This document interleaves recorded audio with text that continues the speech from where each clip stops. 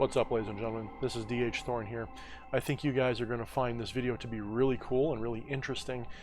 This is a video topic that has been requested of me many times, and I finally had the time to put some research into it to give you guys a quality video that I think will help you guys. Now, this video is based on the CIA's an article, a transcript from an article from the Central Intelligence Agency's reading room called Analysis and Assessment of Gateway Process. This is a document that circulates like every month or so around all of the different forums and Facebook groups talking about that it's a classified or declassified document that literally proves everything from out-of-body experiences to, everything, okay, everything that we think is cool in the occult and paranormal community. So I wanted to really sink my teeth into this as an intellectual and really talk to you guys about what my discoveries were. Now, I want to preface this by first saying, if you like this content, make sure that you like, subscribe, and share this with everybody who you think would find this interesting, especially this video. This is a pretty broad topic. You don't have to be into some of the other subjects of magic and metaphysics that I'm into to find this useful and interesting, and hopefully you guys appreciate my take on it. And as usual, this is just my take on it. I feel like I'm a little bit of an authority, but you know, not everything I say here may be 100% accurate, but I'm doing my sincere best to get it right. So if you guys like this, make sure you like, subscribe, and share. And of course, if you really like it, you can check the description of this video for ways you can support me financially. You can buy my books, you can, of course, donate to my Patreon, things like that. But anyway, let's get started here. So, the first thing I want to say is I'm probably going to put a link in the first comment to a document which I found very useful.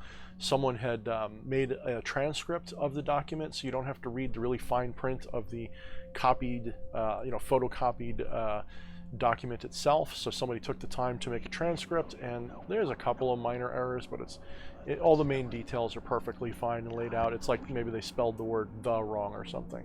So it's all in there. It's pretty useful, pretty good.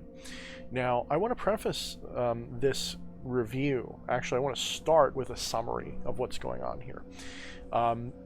In June 9th, 1983, this document was written by a gentleman named Wayne M. McDonald, and he made this as a report that he gave to his commanding officer in the U.S. Army Intelligence and Security Command. Basically the purpose of this was to describe what is called the gateway experience. So let me break this down a little bit. A lot of people are using this as evidence of proof that the government knows about or has done or has proven things like out-of-body experiences and so on, and that this leaked out and now we know for sure the government knows. Now, that's not at all what happened here from my understanding. That doesn't mean that's not what's happening. It just means this document doesn't show that. What this document literally is, I'm going to just ready. This document is literally a review of a company basically called the Monroe Institute, which you can go find right now on the internet. You can sign up for their courses. It costs like $1,000 for their courses, just for their at-home learning courses, $100 for each like video thing you could get. I mean, it's expensive stuff, and it's primarily binaural beat hypnosis.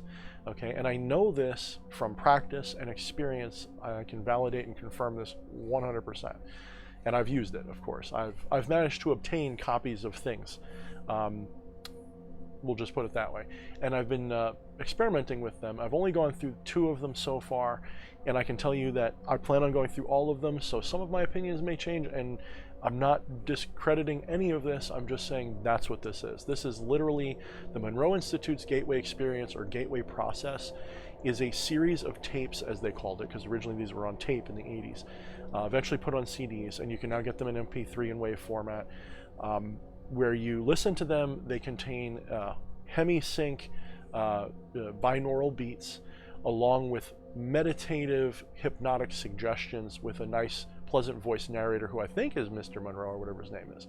And in listening to them, I can tell you from experience, because hypnosis used to be my thing, it used to be my primary method of reaching out to spirits and communicating with them, that this is hypnotic induction, guys. It's pretty much exactly what this is. I could do this to you without binaurals and probably get similar, though maybe not as good results. I think the binaurals do have an effect, if for no other reason than placebo. So the Gateway Experience is a hypnotic induction course, and each video takes you a little further into hypnotic states that are useful to create transcendental states of your consciousness. Now, it's not simply that. When I say it's simply that, that's kind of maybe not a fair assessment, because I don't think those things are necessarily simple, nor do I think that they are at all inconsequential, because I can tell you, again, from experience, most of my magical, mysterious work that you guys see on my channel requires altered states for it to be successful. I learned at a very young age to enter hypnotic trances, up to and including no-mind trance states, which a few years ago I fully mastered the no-mind trance state, where I can literally blank my mind with no thoughts, quiet literally the left hemisphere completely, so that it only speaks when I want it to, essentially. And I only have the experience of thoughts when I allow them, or when I permit myself to become aware of them, because I think the thoughts probably are always going on, but they're not always necessarily something we pay attention to. And I'd probably love to get like an EEG brain scan and see what my brain looks like when I'm in that state. I want to see if they sync up. I want to see if I have what they would describe as a, you know, an indicator of a brain that's been synced up. I think I would, because when I'm in that state, I tend to be in a perfect state of flow, and I tend to be able to literally interact with my environment fully without being distracted by thoughts, and still manage to do the right things, including write and speak and all of that stuff. Sometimes my best videos are when I'm in that free flow of consciousness without any left brain interruption. So literally my right brain is inspiring my left brain, they're perfectly communicating, I don't stumble over my words, shit just comes right out, and you guys get a really good video out of it. And that actually works really well during hypnosis. When I'm in that state and I hypnotize somebody, I'm almost guaranteed to get them to do not what I want, but to get them into the trance state that I want them in. So, okay, enough about me. Let's talk about this. So I've heard everything from people saying that this document proves out-of-body experiences, other dimensions, time travel, all the cool shit, right? All the shit, the holy grails of magic and mysticism. And again, I want to remind you that having read this document and gone through some of the Gateway Experience lessons, what I guess we'll call them, that's not what this document does at all. This is literally the equivalent of some YouTuber doing an unboxing of this stuff and telling you what they experienced, either using it or what they heard it's supposed to do. Because there's no indication in this document that Wayne, what's his name again? Wayne McDonald. There's no indication here that Wayne McDonald actually experienced these things. This is literally some army guy who goes to this institute, sits with these people for a while, takes some notes, and then reports back to his commander. Now, whether he actually went through the program or not, I don't know. I don't know whether he had a crew with him that evaluated it, tested everything, but judging when you read down to the bottom of the conclusion about what he suggests to be done, it strikes me as this was a guy who was just sent there to do an evaluation. Now, I got to tell you, without even having to research the subject, just rationally speaking, I would assume that the government does this all the time. Whenever there's a company that makes claims, the government has a vested interest on being on top of the coolest shit. So they send people to explore these things, at least when they're plausible. If you've got like an institute, if you've got a group of people studying these things, especially scientifically, and they're getting decent press, you know, like obviously not every, like they're not gonna come to me because I'm just some guy. But if I had an organization, right, of dozens, maybe hundreds of people, and I'm doing this, there's a good chance the government may want to start looking into my activities and see if there's anything to it. So if there's anything to it, the government wants a piece of it. They want to be able to use this for things, because during that era, 60s, 70s, maybe 40s, 50s, whatever, they were doing the whole men who stare at goats thing, where they were literally trying to prove or disprove psychic abilities because of the rumors that the Russians were using them in their spying operations. So again, what are we talking about here? We're talking about Cold War era studies and research. So the government wants to make sure that they've got a foot in the door on everything. Okay, so these are my notes. I took a lot of notes while reading this and everything else. So let me see. Let's see here. So again, the Gateway process is a commercial product now.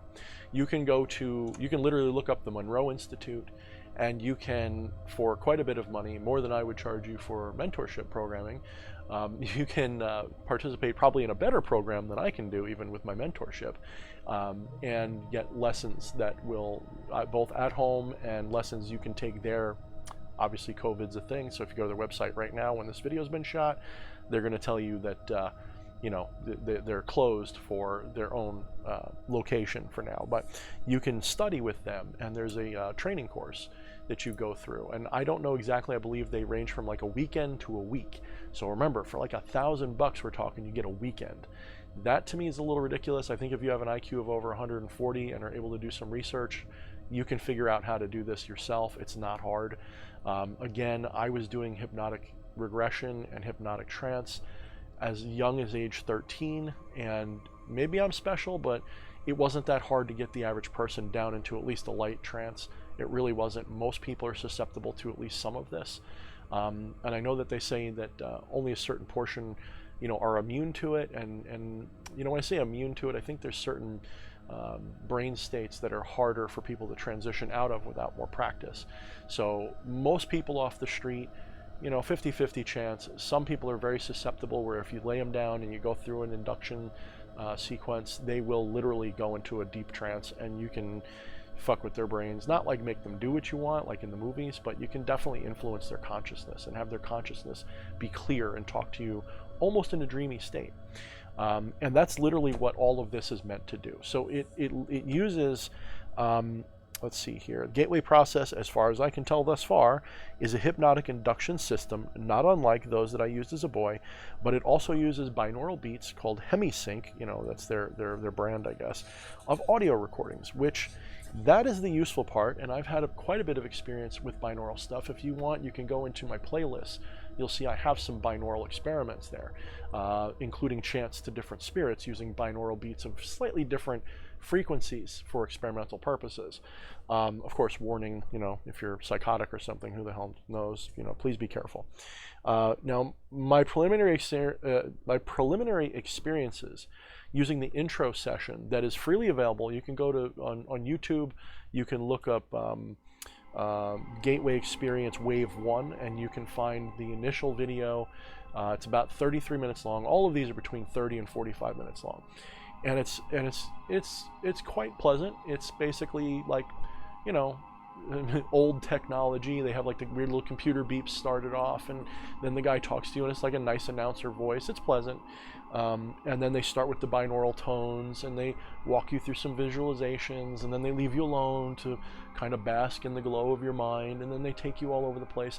They have you resonate with a certain frequency vocally, and you hear like monks chanting and stuff, and it's cool because the idea is that it gets your brain to resonate with this frequency in totality.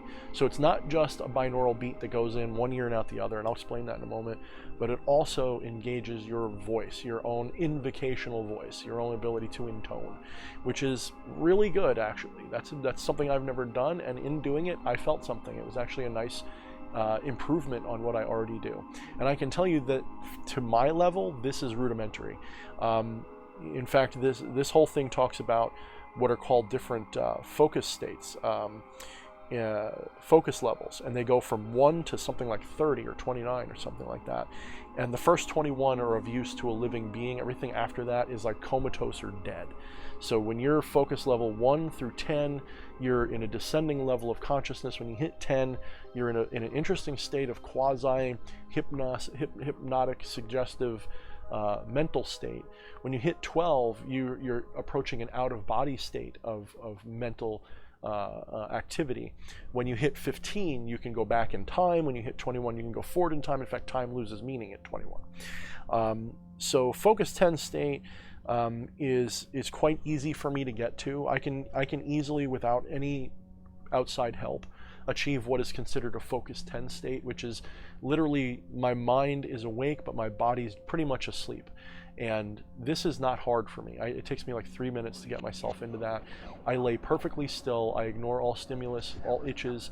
I breathe regularly. I keep my mind focused on something. Sometimes I focus on like the third eye area, like just above my brow. Sometimes I use music. Sometimes I just sit quietly. So when I reach this state, essentially my body kind of goes numb, and I can tell it's numb because my hands and my arms and my legs and everything, they don't just feel heavy, they feel like I'm kind of like wearing like a body. It's like a weird feeling. It's like I'm like locked in, and I know I could move if I have to, but I know that like I can't even open my eyes like easily. Like I could, like if someone walked in and said, "Hey, Thorne, how you doing?" I'd blink, I'd probably wake right up. But I have that sleep feeling, and those of you who've ever had sleep paralysis, it's in that direction, but not quite. Like if you've had full sleep paralysis where you can't breathe but you're fully awake and you're like, and you think you're gonna die, that's not what I'm talking about. I'm talking about like if you've ever like come out of a deep sleep but you're not fully awake yet and you're like, oh, I don't want to get up, and your body just feels super heavy. Times 100 is what I'm talking about, where like my arms and legs feel, my lips even feel a little numb. Like if you've ever gotten tipsy drunk but not fully drunk, where your lips start to get numb, that kind of feeling. And I start to get flashes and pulses in front of my vision. I feel like I'm kind of reaching a state of what many would consider pre-out of body. So personally, I've never hit out of body while doing this stuff. I've probably done it many times in my dreams because that's supposedly when it happens the easiest. But in waking state, I've never really quite achieved it. And some people will probably belittle me for that, despite doing what I do for a living. Whereas some others will be like, wow, I hope he manages to do it so we get a cool video out of it, which I promise, if I do, I will explain my technique for it if I ever get there, which may involve this. It very well might. So I'm easily able to get to like focus 10, focus 11, maybe just touching focus 12 without any outside help at all whatsoever. Just using my own transcendental methods of meditation and just open mind, focus mind, and empty mind meditation and visualization. So yeah, so anyway, I consider it, the first video to me is like utterly rudimentary. This is like, you know, like we're not even on ABCs yet, we're like on A. So it's building your vocabulary of what is done. Now let's see, the most important focus states are 10 through 12, or 10, 12, 15, and 21, as I said, 1 through 9 being various forms of hypnotic induction, thresholds, with 10 through 21 being the more and more fantastic and useful in magic, or whatever you want to call it. And according to the document, in part 10, they start talking about things like energy entrainment, and part 9 also they talk about this. Now the idea here is something I've known for a while. This is something that's really interesting. So part 10 is talking about how doing this process, when you reach like state, like focus state 10, I guess, at 10 through 12, you start building up an energy field around you. Basically, you sync your mind up with the energy field around you, then you take control of that energy field as part of your hologram, as they talk about holograms later, part of your conscious hologram, and then you can start to have out-of-body experiences because of it. In other words, your consciousness can shift from being rooted in your physicality to the physicality of your surroundings, because it's synonymous, it's homogeneous, the energy is homogeneous, and you're vibrating at the same frequency as your environment. And this sort of fits with a lot of things I understand already, or at least principles I've heard before. Some of them I agree with, some of them I question. I have stated publicly many times that I am a complete disbeliever in the idea that you leave your body and can go somewhere and effectively see the physical world in a disembodied state. I really doubt, you know, like, what's the thing, you know, doubt, like, give me the meme with doubt, I'll look it up and pop it up on the screen. I've done tests with people who claim they can do this, where I've asked them to see things that they have no right reason or responsibility for seeing in real life. There's no way they could know what's there, and I asked them to tell me what's there. You know, I'm like, do your thing, and anytime you're ready, just tell me what you think is in the closet on the third shelf, you know, right in front. It's not even hidden in the back. And not once. Then we've done tests where I say, what's on my shelf in the living room? Third thing from the left. They can't tell me. So, and I'm not trying to trick them, I make it easy for them, and no one can get it. Does that mean that I just haven't run into somebody who can do it right? Maybe. Maybe one of you guys can, and we can set up that test at some point if you like. If you're really, really good at it and you're really honest and I can trust you, we can play that game. And I would love to, if you can, I would love to have it proven or disproven basically to me. And if I'm ever able to achieve it, you better be damn right I'm gonna fucking talk about it, because I want them sweet, sweet monies for teaching people how to do that stuff, right? Let's be honest. And I want to be able to do it. I want to know the combination to the safety deposit box, you know what I mean? All right, so anyway, the idea here is that the human brain can connect to or be synced with or entrained with the Earth's electromagnetic field. Now, this is something I do believe and I do understand while exploring binaural beats and theta brainwaves, which is generally where you want to go when you're trying to do deep meditation. Usually most good binaural beats, if they're going for meditative stuff, they're putting you in some kind of low alpha to upper theta level. They're sort of getting you right on that twilight level between deep meditation and the upper levels of sleep, because you don't want to go too far asleep or else you just get knocked out. You want to go like, 7, 8, 9, maybe as high as 10 hertz, and stay there, and that's a good spot.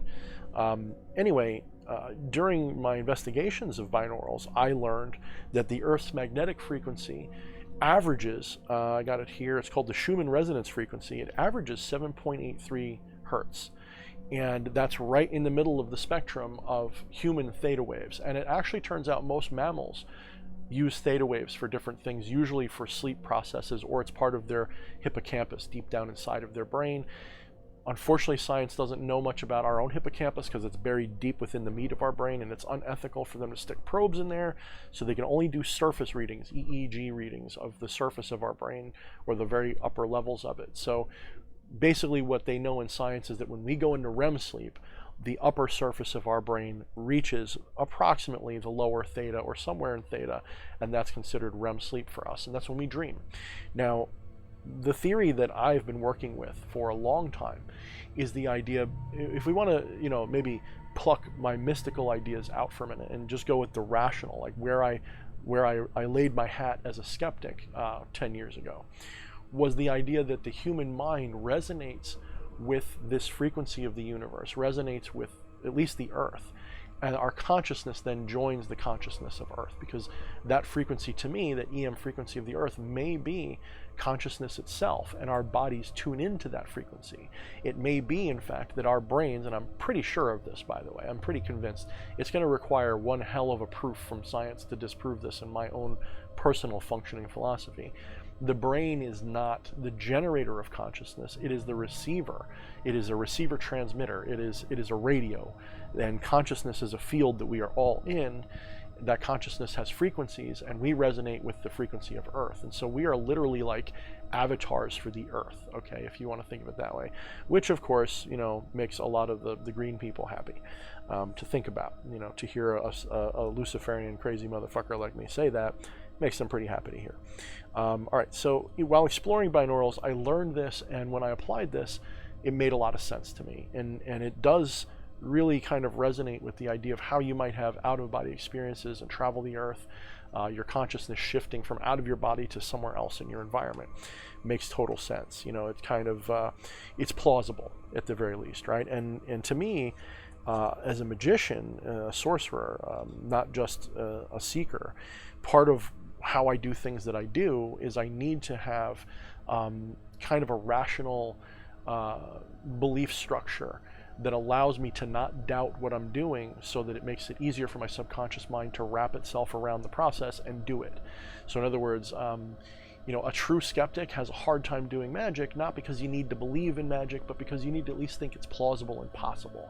This is why people who maybe don't have much experience in magic will have a lot of success the very first time, because their mind is open, they don't know much, they don't know to believe or disbelieve, and that openness allows for the energy to do what it needs to do, allows for things to happen, whatever that is, whatever your definition. And I have my own definitions. If you're new to my channel, watch my videos, you'll find out. If you're not new to my channel, I have a functioning conceptualization of how magic works. But anyway, so yeah, pardon me, I have to check my notes here to know what to talk about. So we talked about the REM sleep, the trance states. Okay, and also they also mentioned that this theta state is most associated, at least meditatively, with no mind meditation, which is that's my best skill in meditation. I mean, I can literally nothing. So like instantly, and it really is useful to me. Occasionally it's hard, like if I'm really stressed out, then it's hard, but most of the time I can do it easily. Let's see. Yeah, so Part 10, they continue on to talk about building and joining the body's energy field to the local environment, and syncing up with it. That creates kind of like a gateway so that the seat of consciousness can move into and around the surrounding environment. Then they start going into a theory about the holographic universe, sort of justifying why this works. The idea being, and it's a rational idea, that our universe is made up of force fields, and this creates patterns of holograms, literally, in our environment. Nothing that you see around you is real. It is literally a hologram. If you want to go into the more mystical, metaphysical perspective, you would say that your consciousness hallucinates reality in the form of a dream. Everything that you see, although it is made up of things that, like fields of energy, that exist, the descriptions of those things are made up in your mind. So even calling it energy is an idea, and that idea is not necessarily what it is. It's just what it resembles to you. It's basically an idea that overlays this stuff. It's literally got no words that can be used to sufficiently describe it, but this is how people experience it.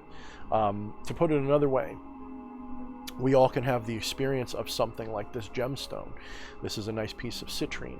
It's been heat treated to be, kind of golden orange.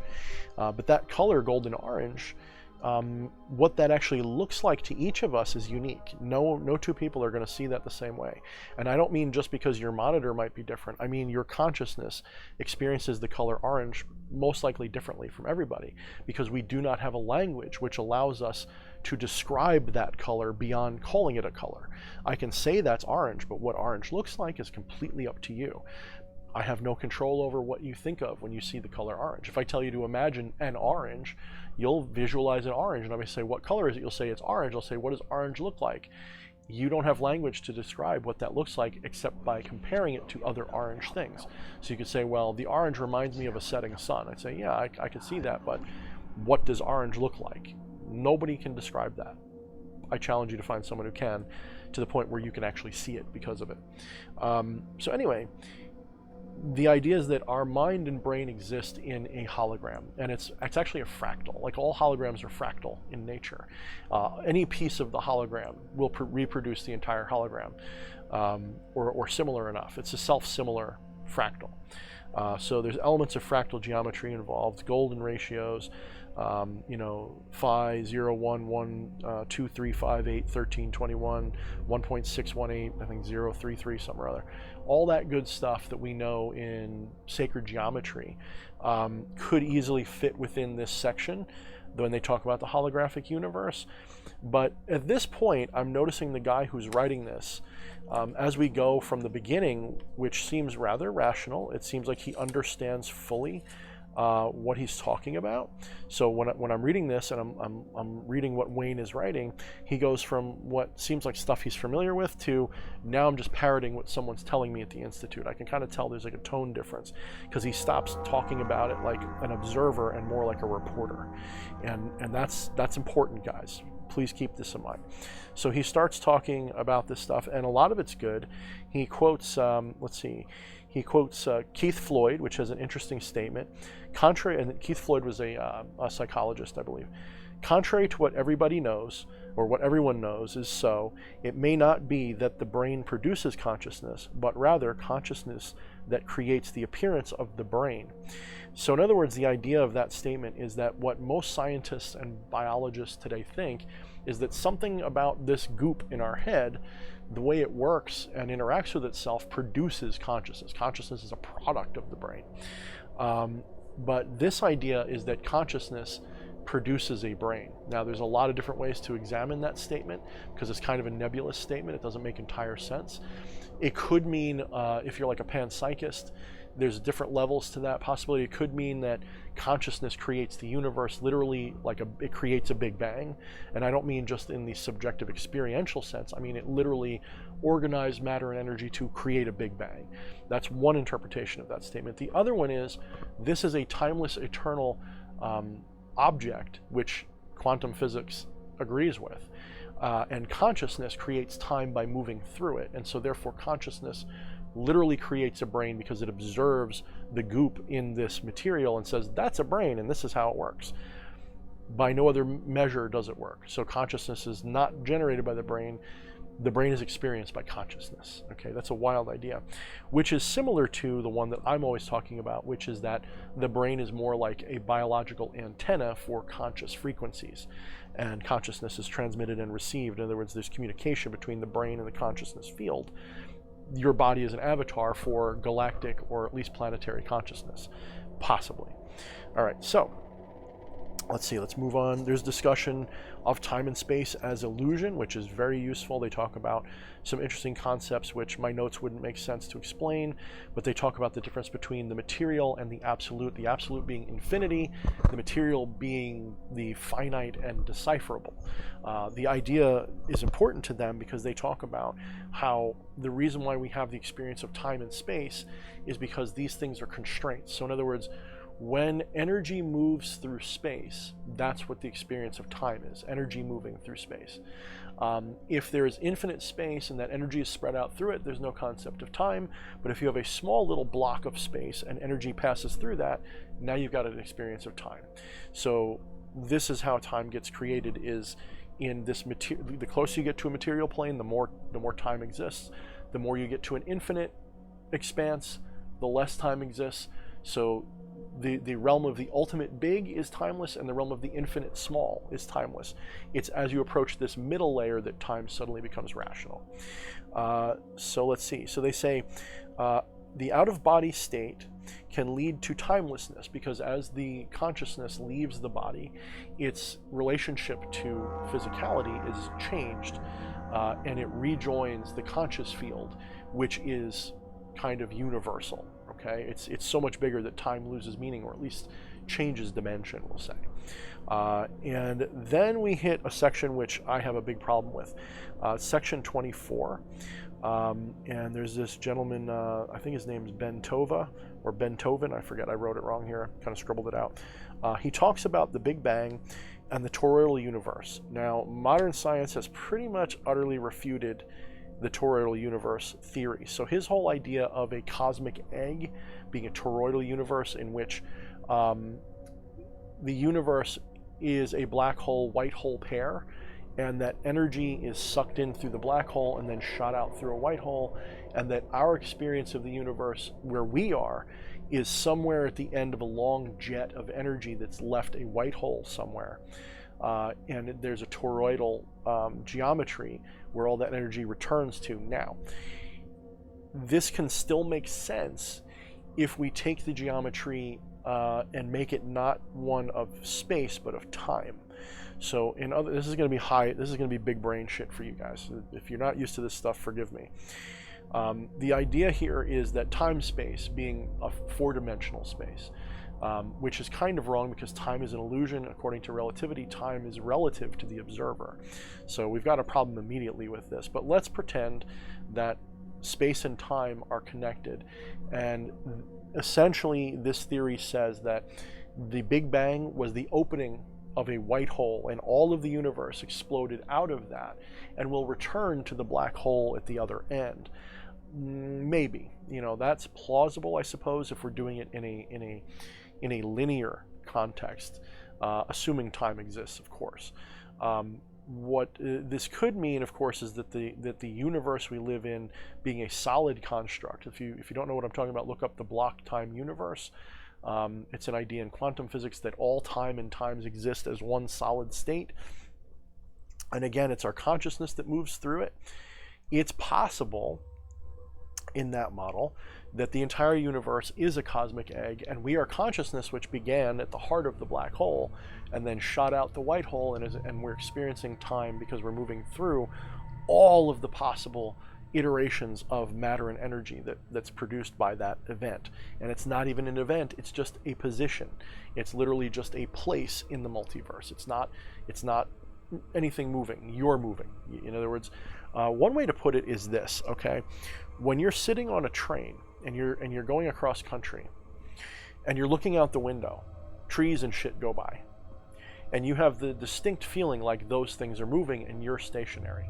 In other words, if you didn't know any better and I sat you down and look out that window, you would think that's moving and you're totally stationary because your body doesn't feel any of the effects of moving unless the train changes direction or speed. So if the train is on a perfectly straight track and going a perfectly exact speed, it never changes speed, you could sit in that chair and look out that window and you would have no idea that you're moving, and the whole world would blow by, and you would be convinced, if you didn't know better, that the world is moving. Inversely, if you're on the outside of the train, you're sitting in one of those trees, the train whizzes by, and to your experience, the train is moving. Now, in the scientific relativistic terms, both are true equally. You are not moving. The world is moving around you in both contexts. So in this context of relativity, the observer is what sort of experiences the universe moving around it.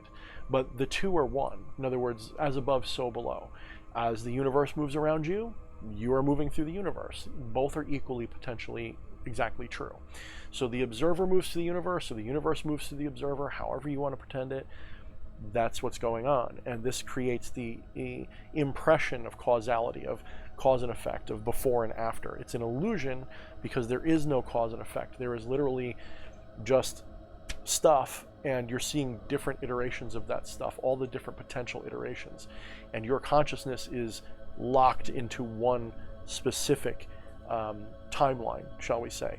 None of that is discussed in here, and so between his misunderstanding perhaps of the shape of the universe, because back in the 80s they definitely accepted the possibility that the universe was a torus shape, a hypertorus, in which if you go long enough in any direction you will eventually return back to your origin.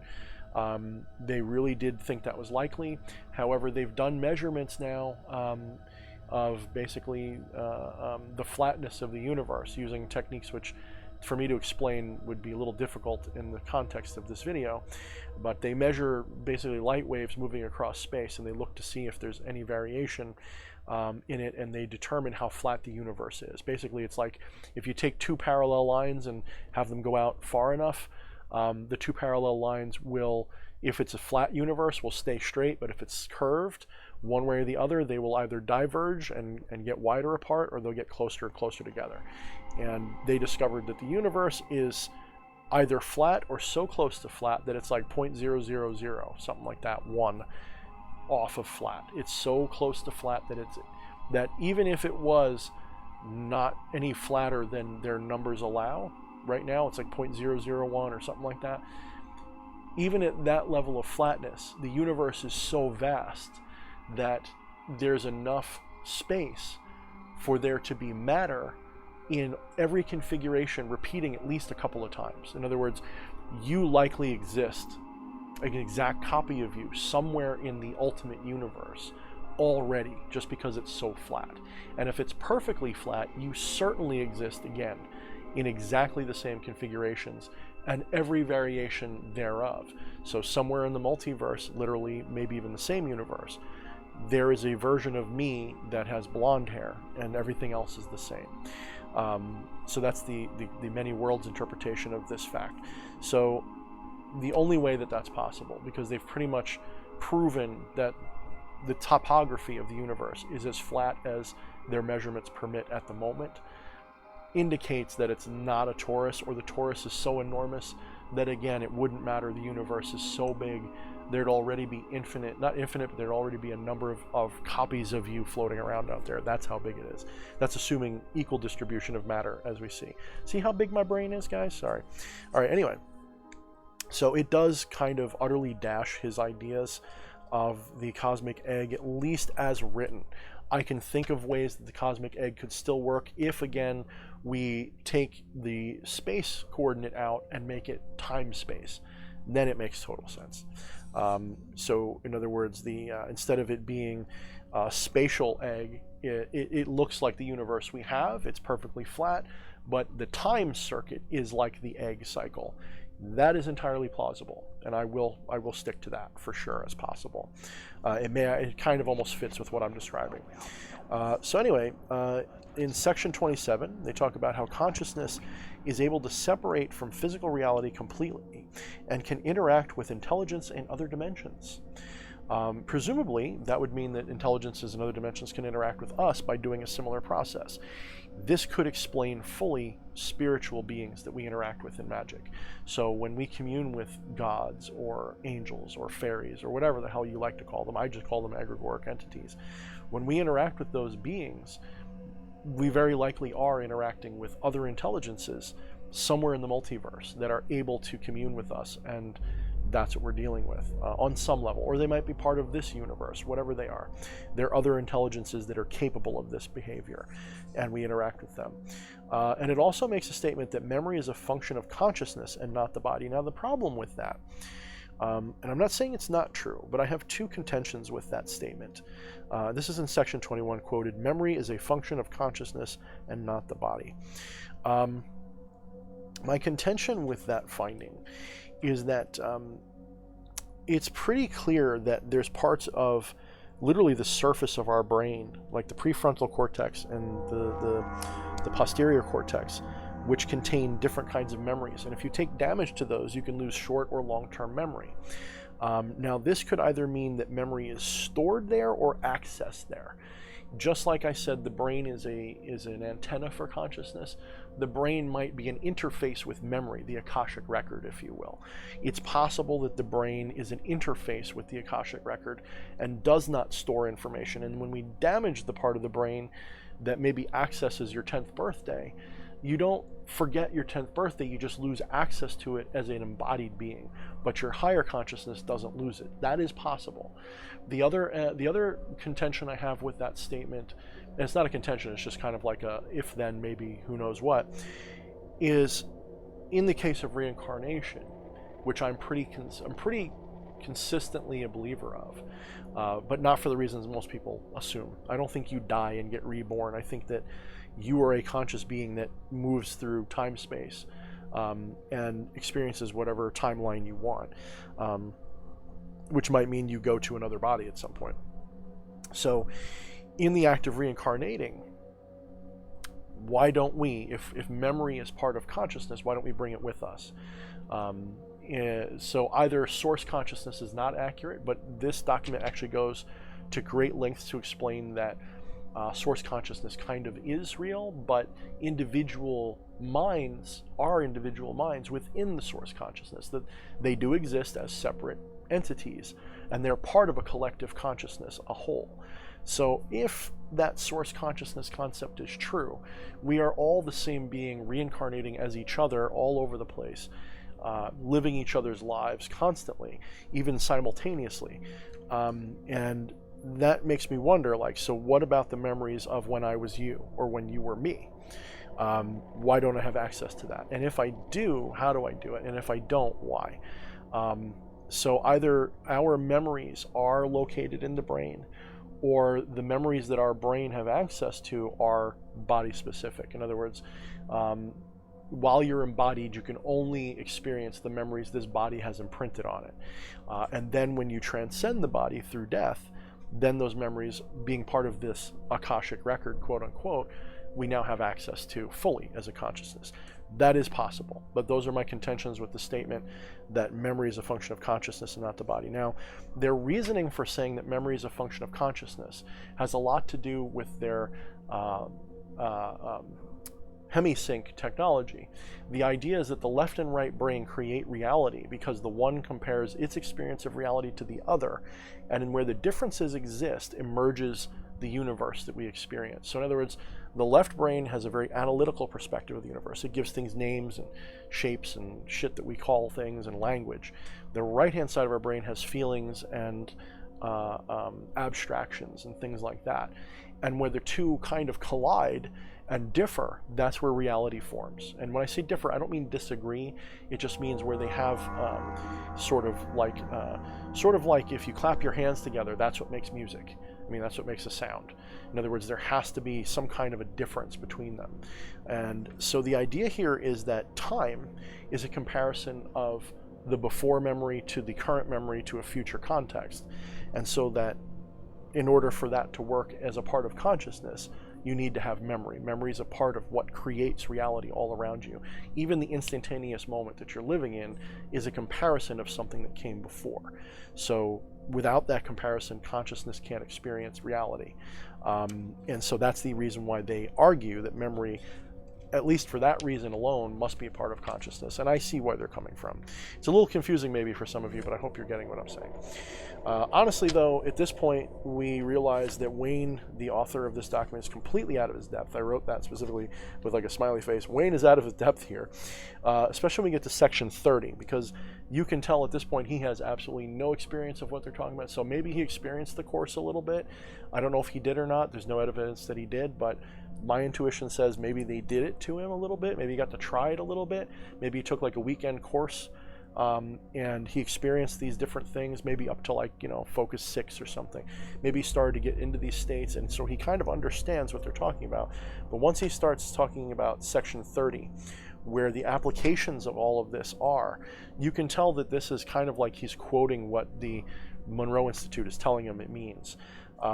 So that when you reach, so for example, in 30A, you reach, I think this is part of Focus 10. I didn't put a note there, but I think it was part of Focus 10 or 15 or 12 or something.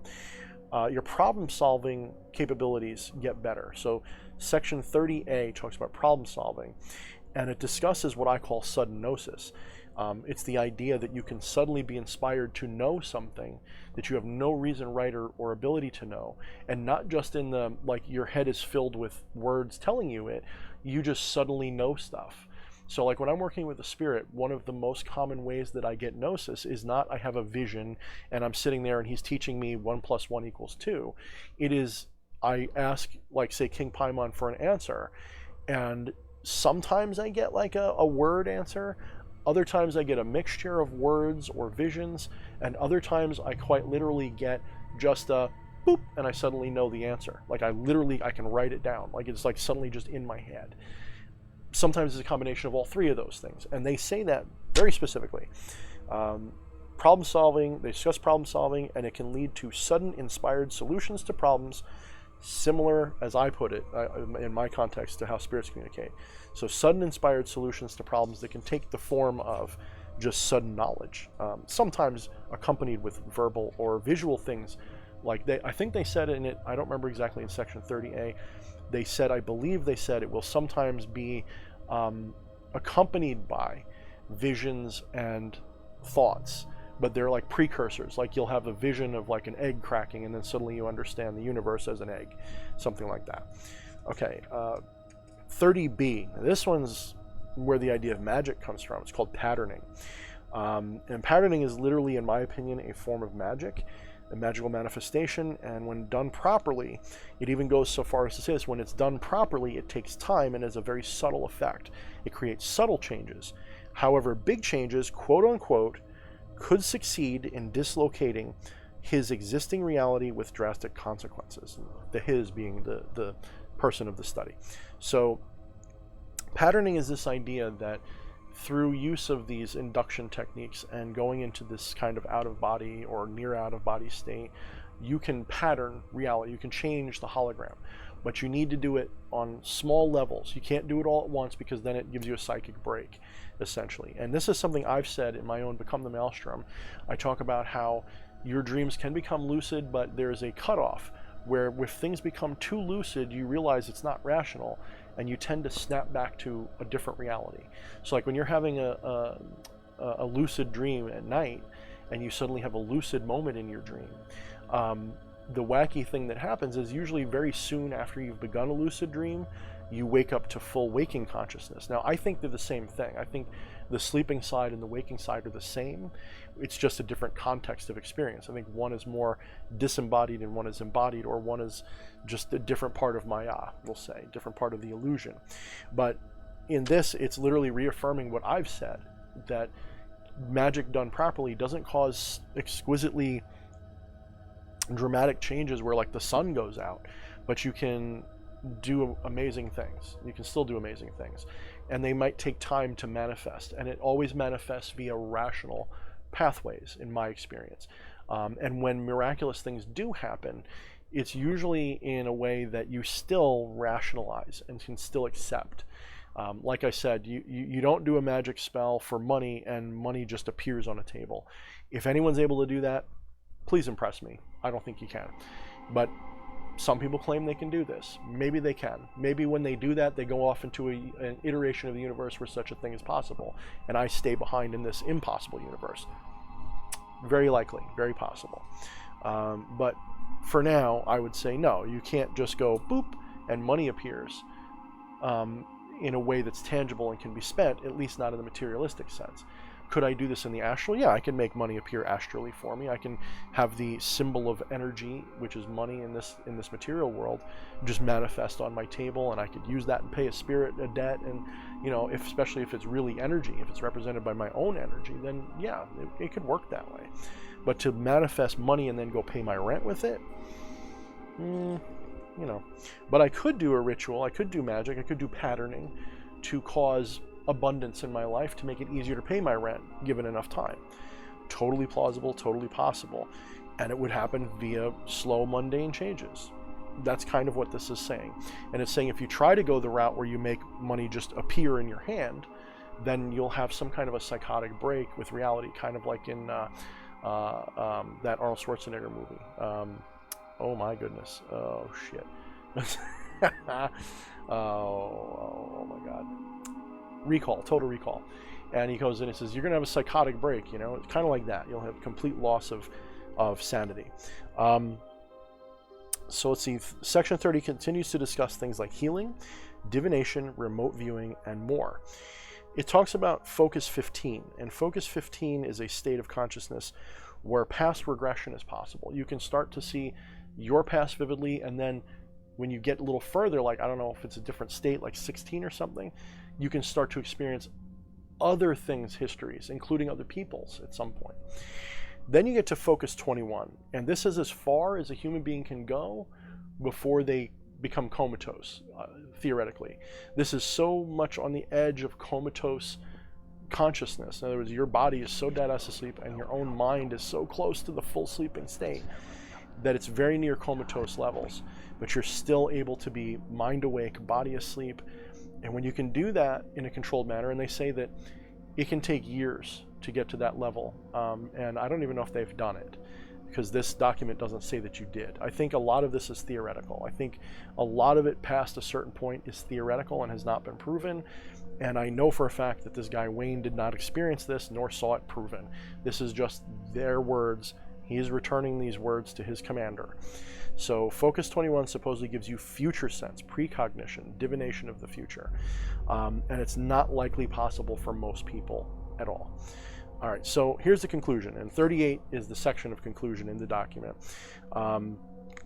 They go through some conclusions, and Wayne talks about some ways to apply this, some ways to test it, including having 3 people together in a room doing whatever Focus 12 and comparing notes and seeing if they all agree that they saw each other in this astral state, quote unquote, or saw the same room and same details. They compare and collaborate, and if they validate, then yeah, it's proven. You can leave your body and have these experiences. There's no evidence that this was done. I'm not saying it wasn't. Probably was. I don't know if they succeeded or not. If they succeeded, no doubt they're never going to talk about it. If they didn't succeed, no doubt they're probably never going to talk about it. So we'll probably never know. But the conclusion that I've made from reading this is that this is literally a review of the Monroe Institute to see if there is anything valid there for the Central Intelligence Agency to work with in its spying programs against Russia and the rest of the world, to see if there's anything here worthwhile for the Department of Defense.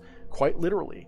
It is literally nothing more than the equivalent of like a YouTuber like me going to the Monroe Institute, having an experience, sitting down and talking about it and telling you what I think it could be useful for. But you're not just some guy watching or girl watching YouTube, you're the government, and you're deciding whether or not to fund this institute. And I don't know what to tell you, because I don't have enough knowledge of the history beyond this.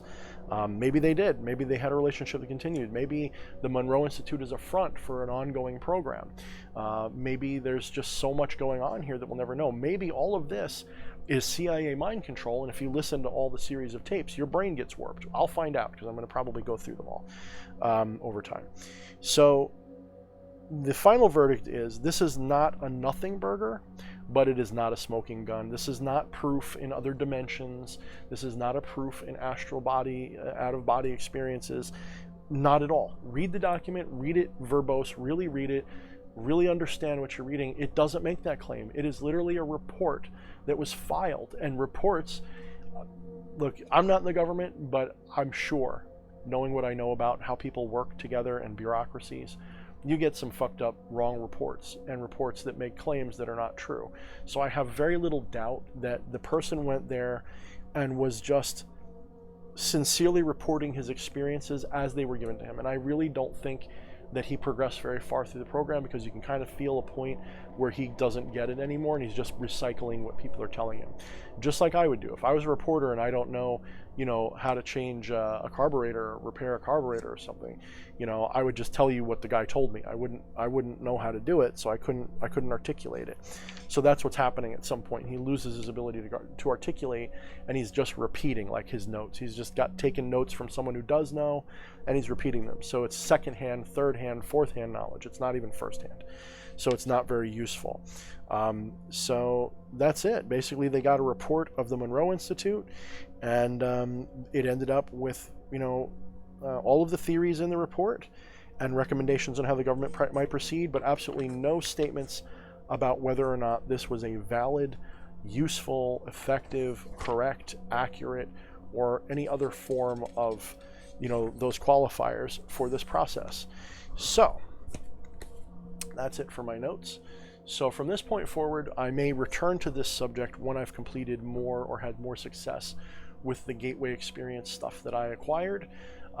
Even if you can't acquire the whole thing, if you know what I mean, if you can't acquire the whole thing because of your finances, and you're not willing to do the things it might take to get a hold of them, you don't need it, in my opinion, at all. You can do a lot of the same things just by having someone help you with hypnotic induction using binaural beats at the same time. So if you go to YouTube, and there's some people who don't understand how binaural beats, so they get their panties all up in a twist saying binaurals don't work on YouTube because of the frequencies just aren't good enough. Well, that's not how binaurals work at all. If you understand how they work, they do not have to be specifically perfect. All you need is for the two frequencies to differentiate enough that you form a binaural beat in your mind. So they don't actually have to be the exact frequencies as prescribed, so long as the difference of the two frequencies in the recording is good enough. And YouTube's bitrate is generally fine. It's got a good enough bitrate. So long as the recording is decent, you can do it. But if you're not happy with that, then there's an even better way. This one's even more accurate for those of you who are naysayers about the YouTube method. Just Google binaural beat generator, find a good one that's got good reviews. They're free. You literally just adjust a few sliders and you can get to the brainwave frequencies that you want. I recommend that you start close to what you are normally, like a beta, somewhere in a beta or a high alpha, and then lower it gradually over a span of like a minute or two and get yourself into a theta, and then have someone give you hypnotic suggestions or find a good hypnosis tape that will walk you through visualizations and things and see where it takes you. Practice this enough and it may work.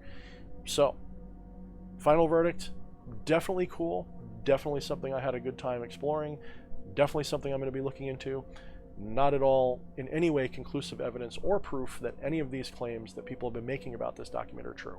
So when you see that meme or you see that post, the government has proven alternate universes, the government has proven out-of-body experiences and gods and mental gateways and Focus 12 and 21 can take you to...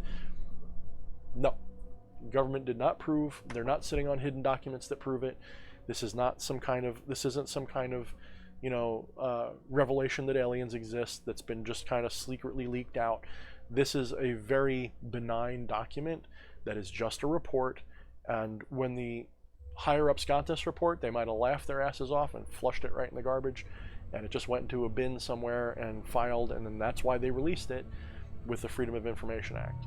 For all we know, this is honest. For all we know, the Monroe Institute was the ones who petitioned to have this released so that they could use it as advertising for themselves. Anyway, guys, this is D.H. Thorne signing off. If you're interested in my projects and my work, as I said earlier in the video, like, share, and subscribe to this content. Feel free to visit the description of this video to see ways you can financially support me. And until next time, mind the shadows.